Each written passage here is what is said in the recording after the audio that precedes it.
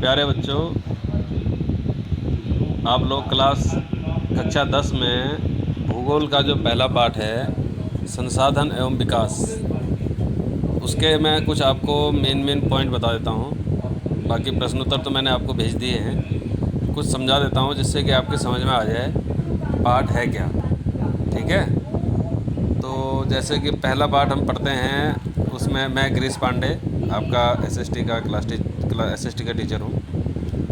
आपको जो पहला प्रश्न है उसमें संसाधन एवं विकास में कि संसाधन किसे कहते हैं, है ना। पहले जो बात आती है कि संसाधन किसे कहते हैं, तो संसाधन उसे कहते हैं जो हमारे पर्यावरण में उपलब्ध प्रत्येक वस्तु, यानी हमारे जो पर्यावरण, हमारे चारों तरफ वातावरण में, पर्यावरण में जो उपलब्ध प्रत्येक वस्तु जो हमारी आवश्यकताओं को पूरा करती है या पूरा करने में उपयोग की जाती है और जिसको बनाने के लिए कोई तकनीक उपलब्ध है और जो आर्थिक रूप से संभाव्य तथा सांस्कृतिक रूप से मान्य है, एक संसाधन कहलाता है। जैसे कि हमने कोई चीज़ बनानी है, जैसे लकड़ी से हमें कोई कुर्सी बनानी है ना, तो लकड़ी कहाँ से आई? पर्यावरण से आई, हमारे प्रकृति की देन है। और उसको बनाने के लिए हमारे पास तकनीक है, हमारे पास मशीनें हैं, ठीक। लेकिन उससे हम पैसे भी कमा सकते हैं और लेकिन उससे क्या है, हमारी संस्कृति भी नष्ट नहीं होती है। तो ये एक संसाधन कहलाता है। यानी इसकी अगर हम सीधी व्याख्या करें कि हमारे पर्यावरण में उपलब्ध प्रत्येक वस्तु जो हमारे आवश्यकताओं को पूरा करने में उपयोग की जाती है और जिसको बनाने के लिए तकनीक उपलब्ध है, यानी मशीनरी उपलब्ध है, एक संसाधन कहलाता है जो आर्थिक रूप से और सांस्कृतिक रूप से मान्य होती है। ठीक है, अब संसाधन कितने प्रकार के होते हैं? संसाधन कितने प्रकार के होते हैं? अब संसाधन वैसे देखा जाए तो 4 प्रकार के हैं। पहला है उत्पत्ति के आधार पर, दूसरा है समाप्यता के आधार पर, तीसरा है स्वामित्व के आधार पर और चौथा है विकास के स्तर के आधार पर। अब जब पहला आता है आपका उत्पत्ति के आधार पर, उत्पत्ति के आधार पर जो है 2 प्रकार के संसाधन होते हैं। पहला होता है जैव संसाधन। जैव संसाधन किसे कहते हैं? जिसमें जान होती है, जिसमें जान होती है। और जिन संसाधनों की प्राप्ति कहाँ से होती है? जीवमंडल से होती है। जैसे मनुष्य एक जैव जिंदा है, वनस्पति, प्राणीजात, मत्स्य जीवन या पशुधन, ये सब चीज़ें जो जीवित हैं, जो सांस ले सकती हैं या जो हमारे काम आती है, जिसमें हम लोग मानव जाति के लोग हैं या वनस्पति जाति के लोग हैं या प्राणी जाति के लोग हैं, ये जैव संसाधन कहलाते हैं। दूसरा होता है अजैव संसाधन। अजैव संसाधन उसे कहते हैं जो निर्जीव वस्तु होती हैं, जैसे चट्टानें, धातुएं, लोहा, सोना, चांदी, ये सब, इनमें जान नहीं होती है लेकिन ये भी संसाधन है। हम लोहे से जो है क्या क्या बना देते हैं? मशीनें बनाते हैं, लोहे के सरियों से मकान बनाते हैं, लोहे से पता नहीं क्या क्या चीज़ें हम बना देते हैं। धातुओं में सोने चांदी से हम क्या क्या चीज़ें बनाते हैं, आपको पता है? जेवर वगैरह वगैरह सब बनाते हैं ना। तो ये अजैव संसाधन कहलाते हैं। और जैव संसाधन, ये आपके क्लियर हो गया उत्पत्ति के आधार पर पहला। और दूसरा आता है समाप्यता के आधार पर, यानी समाप्यता उसे कहते हैं जहाँ पर ये चीज़ें ख़त्म भी हो सकती हैं। जैसे समाप्यता के आधार पर भी 2 प्रकार के आपके संसाधन होते हैं। पहला होता है नवीकरणीय संसाधन, यानी वे संसाधन जिनको हम पुनः दोबारा से इस्तेमाल कर सकते हैं और दोबारा उनको फिर से बना सकते हैं। जैसे सौर ऊर्जा कभी ख़त्म नहीं हो सकती, सूर्य हमेशा रहता है ना। इससे नई टेक्नोलॉजी लाके हम सूर्य के प्रकाश को यूज़ कर सकते हैं। पवन ऊर्जा, हवा हमेशा रहती है हमारे पास, जब हवा रहती है हमारे पास तो हम हवा का भी इस्तेमाल बार बार कर सकते हैं। जल है, जल हमारे पास हमेशा है, जल ख़त्म नहीं होता। वन है, वन ख़त्म नहीं होते हैं क्योंकि वन हम दोबारा से उगा सकते हैं। वन्य जीवन, इनको भी हम दोबारा से चिड़ियाघर जो बनाते हैं या फिर वन्य जीवन जो हमारे दूसरे जैसे वन्य संरक्षण हमारे बने होते हैं ना, जैसे रामनगर में जिम कार्बेट पार्क या पार्क जैसे बनाए जाते हैं, तो ऐसे हम वन्य जीवन को भी बचा सकते हैं। ये नवीनीकरण संसाधन है। और अनवीनीकरण क्या होते हैं? अनवीकरणीय संसाधन वो होते हैं जो एक बार प्रयोग करने के बाद ख़त्म हो जाते हैं और फिर दोबारा इनको ढूंढने में बहुत मुश्किलें आती हैं और इन संसाधनों को बनने में लाखों वर्ष लग जाते हैं। जैसे तेल, यानी पेट्रोल, डीजल, इस टाइप का, ये सब ज़मीन के अंदर से निकलते हैं और ख़त्म हो सकते हैं। कोयला, ये ख़त्म हो जाते हैं जल्दी जल्दी। ठीक है। तीसरा आता है आपका स्वामित्व के आधार पर। स्वामित्व के आधार पर यानी कि स्वामित्व के आधार पर भी आपके 4 प्रकार के होते हैं। पहला होता है व्यक्तिगत संसाधन, यानी कि व्यक्तिगत संसाधन वो होता है जो किसी खास लोगों का होता है। जैसे ये ज़मीन हमारी है, ये घर मेरा है, जायदाद वगैरह वगैरह के सब निजी मालिक होते हैं, इसे कहते हैं व्यक्तिगत संसाधन। दूसरा आता है सामुदायिक स्वामित्व वाले साधन। सामुदायिक स्वामित्व यानी कि जैसे कि सार्वजनिक पार्क है, पिकनिक स्थल है, खेल के मैदान हैं, ये पूरे समुदाय के लिए उपलब्ध होते हैं और ये सभी सदस्यों के लिए होते हैं, सभी के लोगों के लिए होते हैं। तो इसमें किसी का कोई हक नहीं होता है, निजी नहीं होते हैं, यानी कि ये व्यक्तिगत संसाधन नहीं होते हैं, ये सामुदायिक होते हैं। इसमें सभी लोग, जैसे हमारे स्कूल का फील्ड है वो सारे बच्चों के लिए उपलब्ध है, लेकिन उसके बगल में अगर किसी का मकान है तो किसी खास लोगों का मकान है तो व्यक्तिगत संसाधन होगा, और ये सामुदायिक स्वामित्व वाले संसाधन। तीसरा होता है राष्ट्रीय संसाधन। अब राष्ट्रीय संसाधन किसे कहते हैं? जैसे देश में पाए जाने वाले जितने भी सारे संसाधन हैं वो सब राष्ट्रीय संसाधन होते हैं, है ना। वो तकनीकी तौर पर सारे के सारे देश के ही होते हैं, तो सारे संसाधन तो राष्ट्र के होते ही होते हैं। अगला आता है अंतर्राष्ट्रीय संसाधन। अंतर्राष्ट्रीय संसाधन उसे कहते हैं जैसे तट रेखा यानी समुद्री जो रेखा है, या फिर भूगर्भीय रेखा जो हमारी बाउंड्री जो हमारे देश की जो बॉर्डर होते हैं उससे 200 किलोमीटर की दूरी पर, है ना, तट रेखा यानी समुद्री क्षेत्र से खुले महासागरीय संसाधनों को अंतर्राष्ट्रीय संसाधन कहा जाता है। यानी कि जो हमारी तट रेखा है उससे 200 किलोमीटर की दूरी तक हमारे क्षेत्र रहेंगे वो, और उसमें किसी और दूसरे का वो नहीं होगा हस्तक्षेप। तो अंतर्राष्ट्रीय संस्थाओं की सहमति, इसमें अगर हम 200 किलोमीटर के आगे जाते हैं या फिर 200 किलोमीटर के पास रहते हैं तो उसमें अंतर्राष्ट्रीय संस्थाओं की सहमति लेनी पड़ती है, उसके बगैर हम उसे उपयोग नहीं कर सकते, क्योंकि वो दूसरे देशों की सीमा में भी आ जाती है। ठीक है। तीसरा है आपका विकास के स्तर पर, विकास के स्तर के आधार पर। इसमें कई संसाधन संभावित संसाधन होते हैं। संभावित संसाधन मतलब जैसे किसी प्रदेश में होते हैं लेकिन इनका उपयोग नहीं किया जाता। जैसे भारत के पश्चिमी भाग, राजस्थान और गुजरात में पवन और सौर ऊर्जा बहुत ज़्यादा है, वहाँ रेतीला इलाका है, बहुत ज़्यादा पवन ऊर्जा है, बहुत ज़्यादा सूर्य बहुत चमकता है, लेकिन वो संभावित हैं, है ना, इनका उपयोग अभी पूरा नहीं किया गया है। दूसरे होते हैं विकसित संसाधन। विकसित संसाधन यानी कि जिनका सर्वेक्षण तो किया जाता है और जिनके उपयोग की गुणवत्ता और मात्रा भी निर्धारित की जाती है, वो विकसित संसाधन कहलाते हैं। अगला होता है भंडार। भंडार यानी कि जिनका सर्वेक्षण किया जा चुका है परंतु प्रौद्योगिकी के अभाव में जिनका उपयोग नहीं किया जा सकता। उदाहरण के लिए जल, 2 ज्वलनशील गैसों, गैस हाइड्रोजन और ऑक्सीजन से मिलकर बनता है जल, है ना, जिसे ऊर्जा के मुख्य स्रोत में उपयोग किया जा सकता है। लेकिन तकनीकी ज्ञान के अभाव में ऐसा संभव नहीं है। क्यों? क्योंकि हम हाइड्रोजन और ऑक्सीजन को अलग अलग नहीं कर पा रहे हैं अभी जल से। कर लेते हैं, कई जगह हो रहा है, लेकिन ये भंडार है हमारे पास फिलहाल। अगर हम ऐसा करने लग गए तो बहुत अच्छी बात है, लेकिन फ़िलहाल अभी इतना तकनीकी ज्ञान पूरे संसार में अभी इतना नहीं आ पाया है कि जल से हम हाइड्रोजन और ऑक्सीजन दोनों अलग कर सकें। है कहीं कहीं साइंटिस्ट करते हैं, लेकिन पूरे के पूरे बड़े रूप में नहीं हो पाया है। संचित कोष।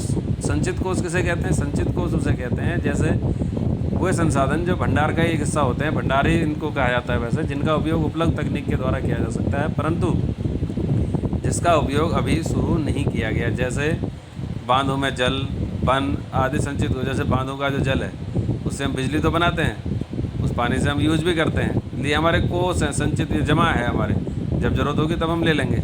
वन, जंगल, ये सब हमारे कोष हैं। ठीक हो गया। अब संसाधनों का विकास कैसे होता है? संसाधनों का विकास, ऐसा विश्वास किया जाता है कि संसाधन प्रकृति की देन है। ये तो बात क्लियर है कि संसाधन प्रकृति से ही हमको मिलते हैं, इसलिए मानव द्वारा इसका अंधाधुंध उपयोग किया गया, जिसके फलस्वरूप बहुत समस्याएं भी पैदा हो गई। अब संसाधन हमको मिले, पेड़ मिले, जल मिला, तो लेकिन हमने इनका ऐसा उपयोग कर दिया है कि इससे समस्याएं होने लगी। क्या क्या? जैसे पहले तो लोग लालच के कारण ये सब चीज़ों का विनाश कर देते हैं। दूसरा, समाज के ही कुछ लोगों के हाथों में संसाधन होते हैं, जो संपन्न वर्ग, अमीर लोग होते हैं, है ना, तो वो लोग तो पूरे के पूरे संसाधन अपने इकट्ठे कर लेते हैं, लेकिन गरीब लोगों को ये संसाधन नहीं मिल पाते हैं। तीसरा, जैसे कोयले की खानें वगैरह वगैरह होती हैं, वो अमीर लोगों की होती हैं, या तेल के भंडार हैं, अमीर लोगों के हैं, वो गरीब लोगों के लिए तो बहुत दिक्कत का काम है। संसाधनों का अंधाधुंध शोषण भी संकट पैदा करता है, जिससे कि ओजोन परत हमारी खराब हो रही है, पर्यावरण को नुकसान होता है, प्रदूषण इतना ज़्यादा हम लोग फैला देते हैं, ज़मीन को हम लोग काट काट के वहाँ पर ज़मीन पे पता नहीं क्या क्या हमने कर दिया है, तो इन सब चीज़ों से ये सब हम नुकसान कर रहे हैं। मानव जीवन की गुणवत्ता और वैश्विक शांति के लिए समाज में संसाधनों का न्याय संगत बंटवारा आवश्यक हो गया है। संसाधनों के सही उपयोग के लिए हमें सतत आर्थिक विकास करने की आवश्यकता है। और सतत आर्थिक विकास का तात्पर्य ऐसा विकास है जो पर्यावरण को बिना नुकसान पहुंचाए हो और वर्तमान विकास की प्रक्रिया भविष्य की पीढ़ियों की आवश्यकता की उपेक्षा ना करे। अगला आता है संसाधन नियोजन, यानी कि संसाधनों को हम कैसे एक ऐसा मैनेजमेंट करें कि संसाधन हमारे हमेशा के लिए काम आते रहें। जैसे देश के विभिन्न प्रदेशों में संसाधनों की पहचान कर हम उसकी लिस्ट बनाएं, एक तालिका बनाएं और इस कार्य में क्षेत्रीय सर्वेक्षण करें, मानचित्र बनाएं और संसाधनों का गुणात्मक एवं मात्रात्मक अनुमान लगाएं और उसका मापन करें तो हमारे संसाधन बच सकते हैं। दूसरा, संसाधन विकास योजनाएं लागू करने के लिए उपयुक्त प्रौद्योगिकी यानी कि टेक्नोलॉजी होनी चाहिए, हमारे पास कौशल होना चाहिए यानी ज्ञान होना चाहिए, संस्थागत नियोजन ढांचा तैयार होना चाहिए। अगला है संसाधन विकास योजनाओं को राष्ट्रीय विकास योजना यानी कि इसको देश की योजना में शामिल करना चाहिए हमको, है ना, तब तो ये संसाधन हमारे बचे रहेंगे। अब हमारे पास एक संसाधन है ज़मीन। ज़मीन हमारी सबसे बड़ा संसाधन है, भूमि। तो भू संसाधन जिसको बोला जाता है। भूमि एक प्राकृतिक संसाधन है। प्राकृतिक वनस्पति, वन्य जीवन, मानव जीवन, आर्थिक क्रियाएं, परिवहन, संचार व्यवस्थाएं सब ज़मीन पर, सब चीज़ ज़मीन पर ही तो हैं। हम सब कहाँ पर खड़े हैं? ज़मीन पर खड़े हैं। वनस्पति कहाँ होती है? ज़मीन में होती है। वन्य जीवन, ये शेर, भालू, चीता, हाथी, ये सब कहाँ हैं? चिड़ियाएँ वगैरह वगैरह सब कहाँ हैं? वन्य जीवन ये सब पृथ्वी में है। मानव जीवन मैंने आपको, आर्थिक क्रियाएँ जो हम करते हैं, जो भी हम पैसा कमाने के लिए करते हैं, ये सब ज़मीन के ऊपर ही करते हैं। परिवहन, गाड़ियाँ कहाँ चलती हैं? ज़मीन पर ही चलती हैं। संचार व्यवस्थाएं, जो पोल वगैरह लगते हैं सब टेलीफोन के, ये सब ज़मीन पर ही लगते हैं। तो ज़मीन एक ऐसा संसाधन है, सबसे महत्वपूर्ण प्राकृतिक संसाधन है, ठीक। लेकिन ये एक सीमित भी है, सीमित संसाधन, क्योंकि ज़मीन को हम बढ़ा नहीं सकते। जितनी बड़ी पृथ्वी है हमारी, जितनी बड़ी ज़मीन है हमारी, ज़मीन तो उतनी रहेगी। अब हमने ज़मीन को बढ़ाने की कोशिश करें, ज़मीन तो बढ़ेगी नहीं, घट सकती है, बढ़ नहीं सकती। इसलिए हमें इसका उपयोग बड़ी सावधानी और योजनाबद्ध तरीके से करना चाहिए। भारत में भूमि संसाधन कैसे है? भारत में लगभग 43% भूक्षेत्र मैदान है जो कृषि और उद्योग के विकास के लिए सुविधाजनक है। लगभग 30% भूक्षेत्र पर विस्तृत रूप से पहाड़ हैं हमारे, जो 12मासी नदियों के प्रवाह को सुनिश्चित करते हैं। पहाड़ों से पानी भी आता है। पर्यटन विकास के लिए अनुकूल परिस्थितियां प्रदान करता है और पारिस्थितिकी के लिए महत्वपूर्ण है। और लगभग जो 27% जो हिस्सा है हमारे पूरी ज़मीन का, यानी अगर हम भारत में भूमि को 100% देते हैं तो 100% में से 43% मैदान है, 30% पर्वत हैं और 27% क्या है? पठारी क्षेत्र है। पठारी क्षेत्रों में क्या होता है? इसमें खनिज होते हैं, लोहा है ना, सोना, चांदी है ना, सीसा, ये सब क्या है? खनिज हैं। जीवाश्म ईंधन होते हैं, इसी के अंदर से जो पेट्रोल वगैरह, डीजल वगैरह निकलता है। और वनों का अपार संचय कोष होता है। तो ये तो भारत में भूमि है इस टाइप की, यानी मैंने आपको बता दिया भारत की जो भूमि है 43, इसको याद रखें आप लोग, 43% मैदानी क्षेत्र, 30% पर्वतीय क्षेत्र और 27% पठारी क्षेत्र। मैदानी क्षेत्र उद्योग के लिए और कृषि के लिए लाभदायक है, और जो पहाड़ी क्षेत्र है वो हमारे 12मासी नदियों के लिए, पर्यटन के लिए और पारिस्थितिकी के लिए, वातावरण के लिए बहुत ज़्यादा लाभदायक है। और 27% हिस्सा जो पठारी क्षेत्र है, यहाँ से हमको खनिज और जीवाश्म ईंधन ये सब चीज़ें मिलते हैं। अगला है भारत में भू उपयोग प्रारूप। अब हम इसको कैसे उपयोग करते हैं, है ना। इसके कुछ तत्व होते हैं जिसके द्वारा हम भू को उपयोग किया जाता है। जैसे कि ज़मीन की आकृति देखी जाती है, वहाँ की जलवायु देखी जाती है, वहाँ की मिट्टी देखी जाती है ज़मीन की। मानवीय कारक में वहाँ की जनसंख्या देखी जाती है, प्रौद्योगिकी क्षमता यानी टेक्नोलॉजी देखी जाती है, वहाँ की संस्कृति और परंपराएं क्या हैं वो सब देखी जाती हैं। यानी उपयोग करने के तरीके बता रहा हूँ आपको। भारत का जो कुल भौगोलिक क्षेत्रफल है कितना है? भारत का जो क्षेत्रफल कितना है? टोटल भारत का क्षेत्रफल 32.8 लाख वर्ग किलोमीटर है, परंतु इसके 93% भाग के ही भू उपयोग आंकड़े उपलब्ध हैं, क्योंकि पूर्वोत्तर राज्यों असम को छोड़कर अन्य किसी राज्य के बारे में हमें ज़्यादा जानकारी, पूर्वोत्तर राज्यों में जो असम, मेघालय, मणिपुर, मिजोरम, त्रिपुरा, सिक्किम, अरुणाचल प्रदेश, नागालैंड, ये जो राज्य हैं इनकी ज़्यादा हमें भूमि उपयोग के आंकड़े उपलब्ध नहीं हैं अभी भी। इसके अलावा जम्मू और कश्मीर में पाकिस्तान और चीन अधिकृत क्षेत्रों में, जो जम्मू कश्मीर में आपको मालूम है कई जगह हमारे पाकिस्तान ने जगह छीन रखी है, कई जगह चीन ने अधिकार कर रखा है, तो उस जगह का भी अभी सर्वेक्षण हमारा नहीं हो पाया है। अब हम इस भूमि को कैसे बचाएं, भूमि के संरक्षण कैसे करें, भूमि का निम्नीकरण जो हो रहा है, भूमि जो ख़त्म होती जा रही है, इसको हम कैसे बचाएं।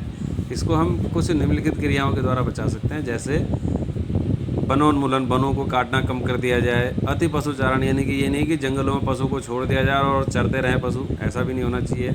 और खनन भी ज़्यादा नहीं होना चाहिए। जहाँ से रेत निकल रही है तो रेत निकाले जा रहे हैं, लोग लगाए जा रहे हैं, ट्रकों के ट्रक निकाले जा रहे हैं, कोयला निकल रहा है तो निकाले जा रहे हैं। तो इससे क्या होगा, इससे हमारे भूमि के निम्नीकरण में दिक्कतें आएंगी, भूमि का निम्नीकरण हो जाएगा, संरक्षण नहीं कर पाएंगे हम लोग। अगर हम इन चीज़ों को अच्छा करेंगे तो देखो कैसे करेंगे हम। अब हम वन का संरक्षण कैसे कर सकते हैं भूमि का। पहले हम वनारोपण करें, यानी पेड़ लगाएं। दूसरा, चरागाहों यानी चराने के लिए, जानवरों को चराने के लिए उचित प्रबंध करें। तीसरा, पशुचारण पर नियंत्रण करें। रेतीले टीलों को कांटेदार झाड़ियों द्वारा स्थिरीकरण करें, क्योंकि जो रेत के टीले होते हैं उड़ते रहते हैं। अब वहाँ पर कटीले झाड़ियाँ लगा दी जाएंगी तो रेत वहीं पर रुक जाएगी और ज़मीन रुकी रहेगी। बंजर भूमि हमारे यहाँ पड़ी रहती है, बंजर भूमि का कोई इलाज नहीं होता, तो हम बंजर भूमि को भी उपयोग में ला सकते हैं। खनन पर नियंत्रण, जो खनन होता है जो मैंने आपको बताया था, इस पर भी नियंत्रण होना चाहिए। ठीक है, तो अभी आपने भूमि संसाधन के बारे में पढ़ा। ठीक, इसके बाद अब हम आगे से पढ़ेंगे। फ़िलहाल इस चैप्टर को यहीं पर क्लोज करते हैं।